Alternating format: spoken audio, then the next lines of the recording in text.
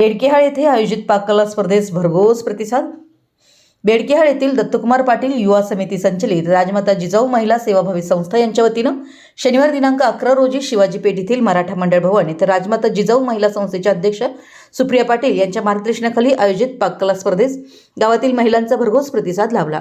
या स्पर्धेत 43 महिलांनी आपापल्या आवडीचे विविध खाद्यपदार्थ म्हणजे रेसिपी बनवून मांडण्यात आले। या स्पर्धेचे उद्घाटन डॉक्टर राजेंद्र जोशी यांच्या हस्ते फीत कापून करण्यात आलं। या प्रसंगी सुप्रिया पाटील यांच्यासह युवा नेते दत्तकुमार पाटील, ग्रामपंचायत अध्यक्ष शिवानंद बिजले, समर्थ पाटील, कल्याण बिजले, सागर केसरकर, अशोक पाटील, रवींद्र जनवाडे, कल्पना पाटील, कविता जनवाडे, भावना इनामदार यांच्यासह सहभागी महिला उपस्थित होत्या।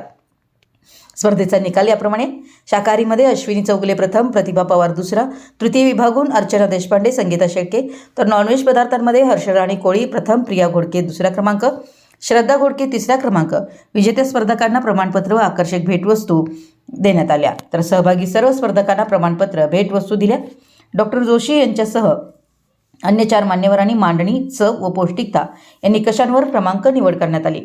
या प्रसंगी बोलताना डॉक्टर जोशी म्हणाले की स्पर्धेचं नियोजन व्यवस्थित व नीटनेटकेपणाने उपलब्ध करण्यात आलं असून मुलांनी आपल्या घरी जे उपलब्ध आहे त्याचा वापर करून आकर्षक मांडणी व सत्वयुक्त खाद्यपदार्थांची मांडणी केली आहे। यासाठी सुप्रिया पाटील यांचा प्रयत्न खरोखरच प्रेरणादायी असाच आहे।